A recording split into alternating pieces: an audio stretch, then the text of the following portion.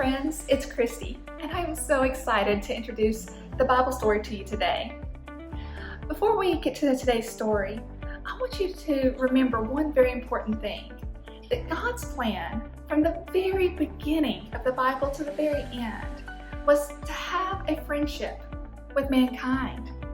He wants to have a special friendship that will last forever with you. In the beginning, he set up a special place for Adam and Eve to meet with him. It was a beautiful garden, and it was in that garden that Adam and Eve would talk with him. They would thank him for all his goodness. They would ask him questions even, and they would listen to him as he explained things to them. As he told them so many wise things.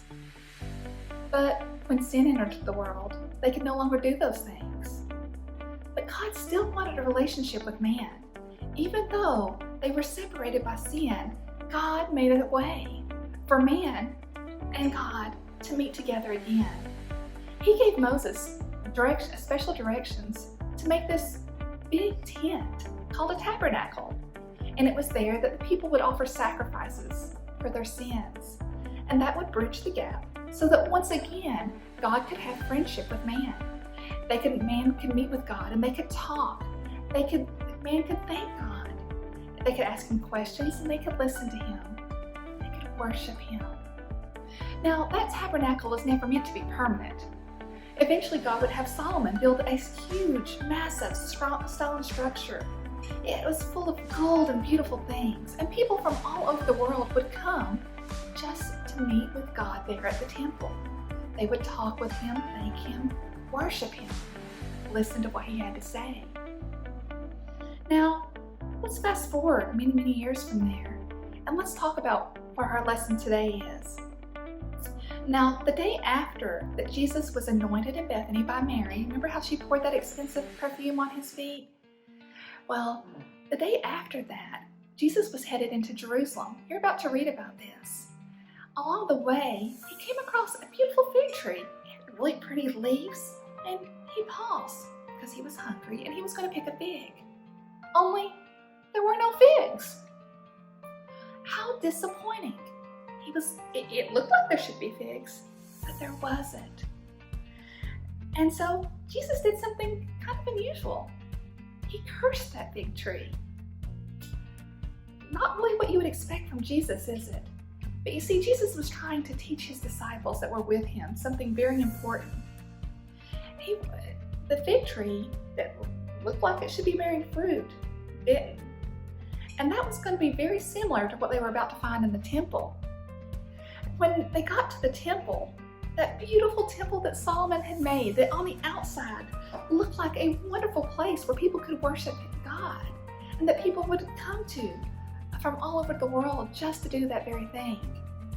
When they went into the temple, they found something very different.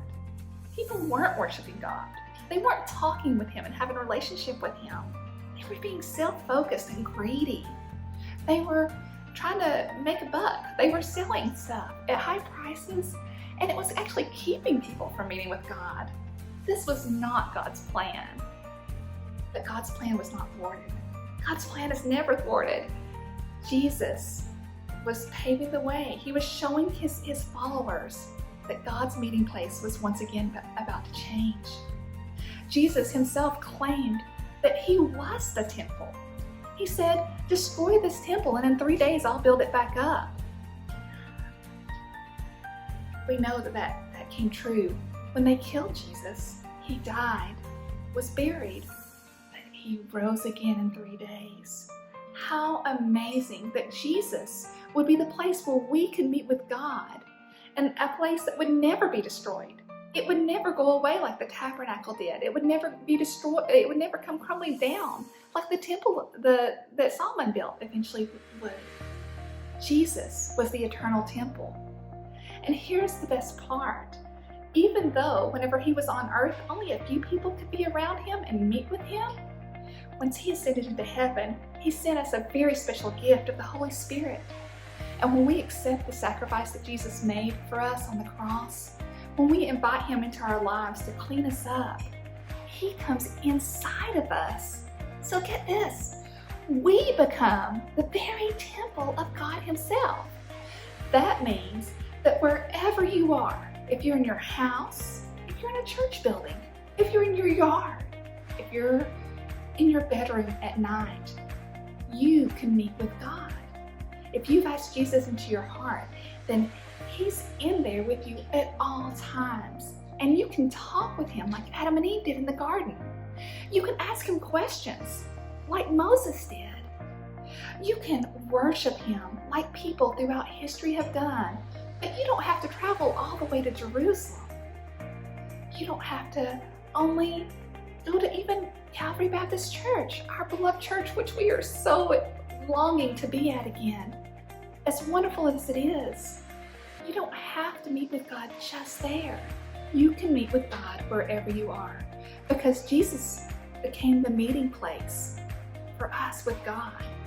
And the best part about this is that God has promised that whenever he is in us, then that meeting place is never going to be destroyed, which means you will never be alone. When Jesus is in us, we never have to worry about being alone because he's always with us, and nothing can separate us from the love of Jesus and communicating with him. We'll be able to pray, we'll be able to talk to him now, and even after we die, we still get to be with him in heaven.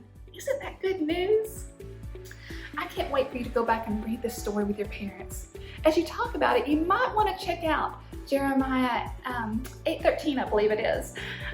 It kind of gives a little bit more information about that fig tree and why maybe Jesus might have cursed that, what he was trying to show the people. Might be helpful. But as you read the story, just remember that Jesus came to be our permanent meeting place with God. And you can meet with God anywhere. Hope to see you soon.